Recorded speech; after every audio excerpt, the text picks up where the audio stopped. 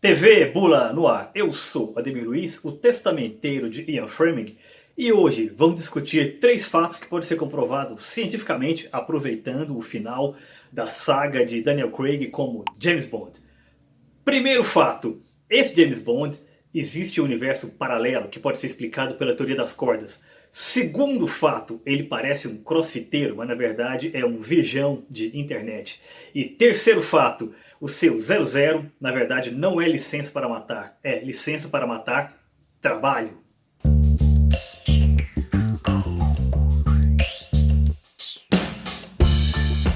Vocês se lembram daquela famosa capa de revista que dizia, na época que Ronaldinho Gaúcho jogava no Barcelona, Ronaldinho Gaúcho já é melhor do que Pelé. É isso que está acontecendo agora com o James Bond e o Daniel Craig. Um monte de especialistas, um monte de críticos, um monte de intelectuais do cinema estão apregoando com toda certeza. Esse James Bond já é o melhor de todos os tempos. Obviamente eles estão errados. O que me lembra, inclusive, aquele CD dos Titãs, a melhor banda de todos os tempos da última semana. Ironia autoexplicativa. Em um episódio de Big Bang, a teoria, Sheldon Cooper reflete com a seriedade que lhe é peculiar. Será que existe um universo paralelo em que existe um Sheldon alternativo que não se importa, que não gosta de Flash? Muito sério isso. E será que existe um universo com um James Bond alternativo que mastiga com a boca aberta, que não sabe escolher um smoking, que não difere um martini com vodka mexido de um batido? E pior, que não foi recrutado pelo serviço secreto britânico por ser um herói de guerra, mas por ser um sujeito violento e autodestrutivo? Sim, este universo paralelo existe. E não é o X que marca o local. É o M. Curiosidade nerd bizarra, o código 007 era usado pelo espião e ocultista do século XVI, John Dee, em suas mensagens para a rainha Elizabeth I. E mais, M era a maneira como a rainha assinava suas respostas para o espião. Quando a maravilhosa atriz Judi Dench estreou na série James Bond, em 1993, no filme GoldenEye, foi um sopro de renovação. Esse filme foi o primeiro com Pierce Brosnan no papel principal, e renovou várias coisas. Como eu sempre digo, é um excelente James Bond em filmes que não são necessariamente bons, mas esse M é espetacular, ou essa M, porque até então o papel era eminentemente masculino. M, o chefão do MI6, o chefão de James Bond, aquele cara que põe moral em James Bond. Mas nesse caso não foi um cara, foi uma mulher, Judi Dench. A primeira cena dela com o Pierce Brosnan, ela já o coloca no seu devido lugar, diz: você é basicamente uma relíquia da Guerra Fria e um porco chauvinista. Isso não mudou em momento algum. No último filme com o Pierce Brosnan, de 2003, que é Um Novo Dia para Morrer, uma das frases mais marcantes de Judi Dench para o seu agente, o seu principal agente, é: você tornou-se desnecessário. Ou seja, estamos sempre falando de basicamente um veterano que tem muita história para contar, que deveria estar basicamente aposentado. Só que essa maravilhosa participação da Judi Dench teve um problema.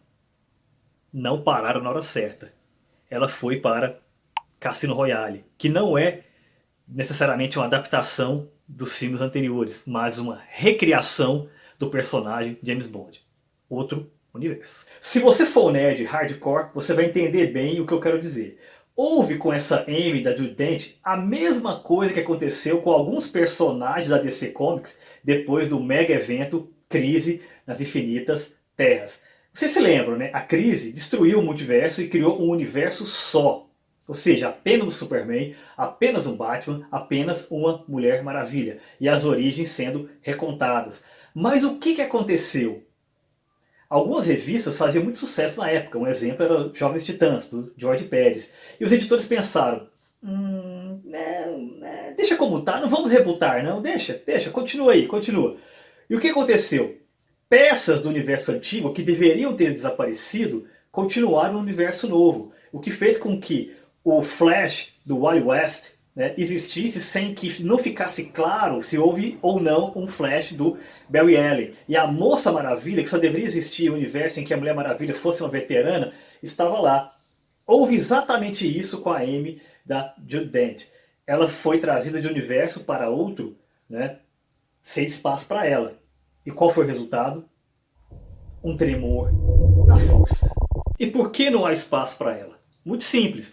Quando o espectador começa a assistir Cassino Royale, que aliás é um excelente filme, embora não seja um bom filme de James Bond, ele reconhece a Amy da série que assistiu recentemente com Pierce Brosnan. É o mesmo personagem, a mesma figura, né? Tem o mesmo relevo em cena. Porém, aquela Amy não está lidando com um agente veterano, com a relíquia da Guerra Fria. Está lidando com um agente que acabou de receber o seu código 00, ou seja, a sua licença para matar. Está em suas primeiras missões. E não por acaso, ela o trata não como uma chefe severa, mas como uma mãezona condescendente. Isso faria algum sentido se oficializasse aquela velha teoria que diz que o nome James Bond e o código 007 seriam atribuídos para diversos agentes ao longo das décadas para que eles circulassem ali no universo da espionagem, né? Uma espécie de passaporte, né, para a sua atuação. Né? Mas que cada um, claro, tivesse a sua identidade própria, que nunca teria sido revelada anteriormente, pelo menos no James Bond do cinema. Mas claramente não é isso que acontece. O James Bond de Daniel Craig foi de fato batizado como James Bond, isso aparece ao longo dos filmes. E seria muita coincidência que ele tivesse exatamente o mesmo nome, mesmo que fosse o nome código, do antecessor. Aí também é muita coincidência. Nem Carl Jung para acreditar nisso. Aliás, Ian Fleming era muito fã de Jung. Será? Se bem que no filme novo, no Sem Tempo para Morrer, tem uma moça que recebe o código 007 depois que James Bond se aposenta. Mas por outro lado, ela não recebe o codinome de Janine Bond. Será? Talvez... não. Mas só sendo mesmo uma mãezona condescendente para suportar a chatice desse James Bond feito pelo Daniel Craig. Ele parece o tempo todo como um adolescente insuportável, o tempo todo sendo insubordinado, quebrando o protocolo, sendo deselegante, chegando a insultar a chefe, chamando ela de cadela. É daí para baixo. Eu acho muito pouco verossímil que mantivesse um sujeito como esse no serviço secreto, né? Mas a rainha deve ter lá seus motivos. Seja como for, o pior de tudo é o seguinte: além de ser um virgão, ele não quer saber de trabalhar. E eu posso provar isso dos filmes. Vamos lá então, hein? Cassino Royale. O estagiário James Bond arruma emprego. Uma boquinha MI6, beleza, virei agente secreto, 00, licença pra matar, maravilha. Fui pra missão. Começa ali uma sedução, né, com a esposa de um dos vilões, tal, mas não leva muito adiante não. Parece que fica um pouco assustado, tal, e acaba indo embora cumprir a missão. A missão é sempre mais importante. Qualquer outro James Bond falaria: acho que eu devo ter 1 ou 2 horas aqui. Mas ele não. O cara é muito sério. Beleza. Missão continua e ele se apaixona perdidamente pela primeira mulher bonita que dá bola para ele. Coisa de virgão de internet mesmo. Que inclusive chega a escolher a roupa para que ele fosse em uma festa. Olha, que legal, né? E fica tremendamente decepcionado quando descobre que ela é um agente dupla. Você não sabe qual é a sua profissão não, rapaz? Mas isso não é o pior. O pior é o seguinte: quando eles estavam no bem bom ali, o que o James diz? Vou abandonar essa vida. Não quero mais ser agente secreto. Não quero mais ser um matador. Eu não sou assassino. Vou me regenerar porque eu te amo. Não sou mais disso. Abandonar o emprego que acabou de conseguir, rapaz? Que é isso? Pensa num plano de carreira aí. O segundo filme de Daniel Craig como James Bond é Identidade Bourne. Não, desculpa, não é isso. É Quantum of Solace. E a ação desse filme aqui se passa apenas em algumas horas, né? Então até que ele trabalha um pouco. Mas não muito, porque ele quer evitar a fadiga. Isso tem Bond Gear? Até que tem, né? Tem uma moça passeando pra lá e pra cá, tal, só que ele não dá muita bola pra ela não, dá umas olhadinhas de vez em quando, né? Um sorrisinho amarelo. Mas deixa pra lá, o rapaz é tímido, né? Vamos pra próxima. Esse filme aqui é tão corrido, né, que tem que ir pra próxima mesmo.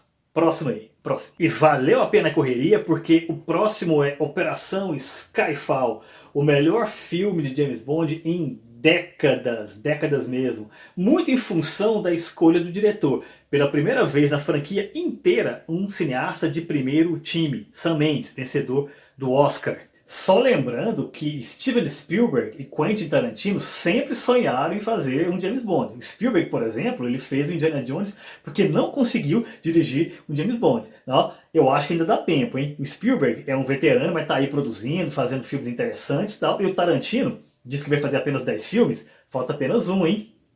Bárbara Broccoli, produtores, fica a dica. E o oscarizado Sam Mendes fez um trabalho tão bom que depois de um filme de ação legal, mas que não é 007, e de uma cópia mal feita de Bourne, ele conseguiu fazer um 007 que parece de fato um filme do 007. Até o Daniel Craig parece que está menos brucutu, né? Parece que ele recebeu um banho de loja, está um pouco mais elegante, tal. Só que, mesmo assim, aqueles dois probleminhas permanecem. Bom, logo no começo do filme, ele é dado como morto em uma missão, né? E, recuperando a consciência, ele não volta para reassumir o posto.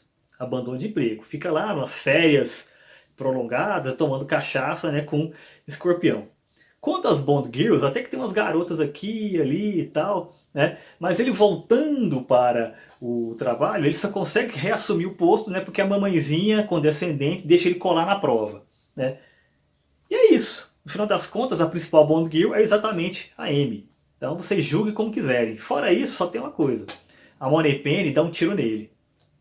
Talvez tenha demorado demais, né? Então, o que vocês acham que acontece com o funcionário público James Bond depois de abandonar o emprego em Skyfall? Em sua continuação, 007 contra Spectre, também dirigido por Sam Mendes. Aqui no registro meio piloto automático, menos a primeira sequência. Vocês acham que ele foi advertido? Que levou a bronca da Amy? Que ele teve que pelo menos assinar um papelzinho ali em MI6 prometendo que será um bom menino, que não vai fazer mais isso? Não! Ele recebeu férias! Ele recebeu férias remuneradas, uma maravilhosa licença para vagar pelo mundo fazendo o que ele quer. E é aqui que esse filme se transforma numa versão de espionagem de A Primeira Noite de um Homem. O filme, por definição, do virgão. O filme definidor da noção, do conceito de virgão. Primeiro ele se envolve com a Milf, com a maravilhosa Milf, interpretada por Monica Bellucci, a nossa Miss Robinson, estilo Bond Girl. E depois ele acaba optando por uma novinha, né, pelo qual ele se apaixona perdidamente e quer mudar a sua vida por ela. Inclusive, mais uma vez, abandonando o emprego. Quem nunca? Mas o que parecia ser um final feliz se transforma em uma tragédia. Não, melhor, em uma novela mexicana em sua continuação, 007, Sem Tempo para Morrer. E aliás, ele morre no final. Spoiler! Falar em novela mexicana parece exagero, mas na verdade não é. James Bond já teve filmes bons, ruins, péssimos, ótimos, mas é a primeira vez que estamos diante de um dramalhão. Olhe aí pra ver se não é. James, James, está aposentado. Ele quer apenas viver de amor. Viver o amor. Ele vive com o seu amor em uma bela e bucólica cidade. E vivem felizes.